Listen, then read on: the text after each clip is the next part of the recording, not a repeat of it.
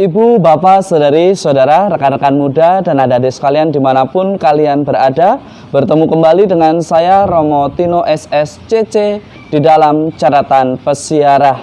Memuliakan Tuhan adalah bentuk syukur kita di dalam melaksanakan karya, tugas, tanggung jawab kita, baik sebagai kepala keluarga, ibu keluarga, sebagai anak-anak, maupun sebagai manusia yang sejati, yang tetap selalu taat dan setia di dalam persiarahan hidup kita. Sebelum kita mendengarkan permenungan dari catatan pesiarah, marilah kita membuat tanda kemenangan Kristus. Dalam nama Bapa dan Putera dan Roh Kudus. Amin. Allah Bapa, kami sumber iman, kepercayaan, dan kekuatan para kudus. Santo Paulus Miki dan teman-temannya Kau panggil melalui salib kepada kehidupan. Dengarkanlah doa permohonan kami, agar iman yang kami akui dan kami hayati juga kami pegang teguh sampai akhir hayat hidup kami. Berilah kami keberanian, kekuatan di dalam persiaran hidup kami, sehingga kami benar-benar berani melangkah untuk menjadi pelita yang menerangi langkah kami maupun sesama kami. Demi Kristus pengantara kami. Amin. Ibu, Bapak, Saudari, Saudara, rekan-rekan muda, dan adik-adik sekalian yang terkasih dalam Yesus Kristus, memuliakan Allah dan berbuat baik kepada sesama menjadi kurban syukur yang paling pantas dan patut untuk kita lakukan. Salah satu bentuk bahwa kita bersyukur kepada Tuhan ialah kita bertanggung jawab melakukan apa yang menjadi kewajiban kita sebagai pribadi. Melakukan tugas kita untuk belajar jika kita seorang mahasiswa, seorang siswa. Melakukan tanggung jawab kita sebagai orang tua jika memang kita adalah orang tua. Melakukan tugas dan tanggung jawab kita sebagai pelayan gereja karena kita adalah pelayan gereja. Kesadaran akan tugas dan tanggung jawab adalah bentuk syukur yang paling istimewa dari seorang beriman.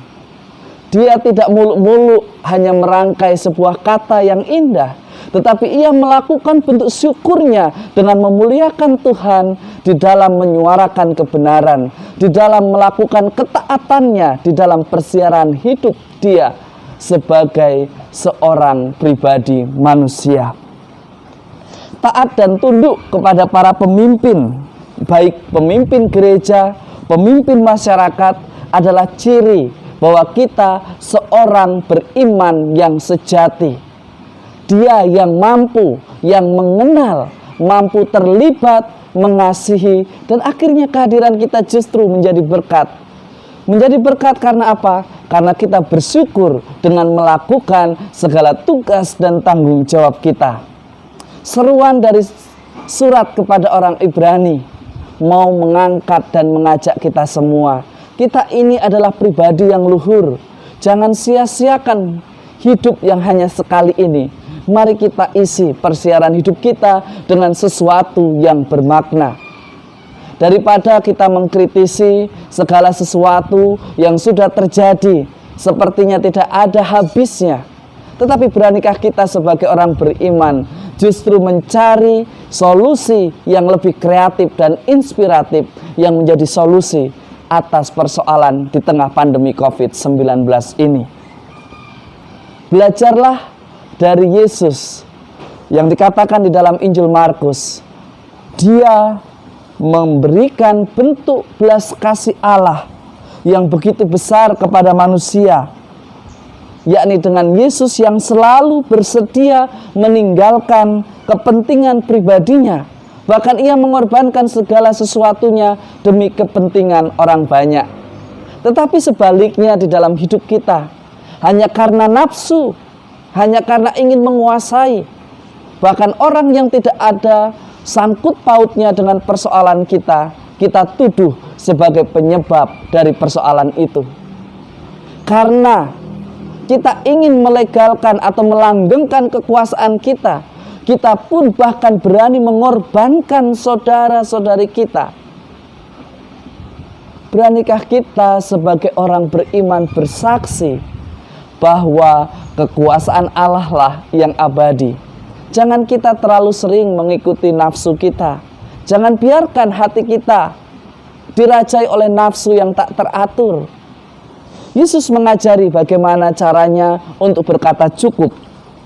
Ia mengajak kita semua, mari kita pergi ke tempat yang sunyi. Lalu kita sendirian dan beristirahatlah sejenak dan berdoalah kepada Bapa. Seringkali kesibukan membuat kita merasa tidak pernah puas, merasa tidak pernah cukup dengan apa yang kita dapatkan. Gaji 3 juta tidak cukup, gaji 4 juta tidak cukup, dinaikkan hingga 10 juta, kita tetap mengatakan tidak cukup. Berbeda dengan orang yang berani bersyukur. 3 juta, 4 juta, puji Tuhan, yang penting saya melakukan ketaatan dan tanggung jawab saya serta kewajiban saya sebagai seorang pekerja, sebagai orang yang ditunjuk sebagai kepala keluarga atau orang tua yang dipanggil untuk mewartakan kasih Allah di dalam keluarga. Beranikah kita belajar dari Santo Paulus, Miki, dan kawan-kawan? Mereka rela taat, setia, hanya demi kemuliaan Tuhan.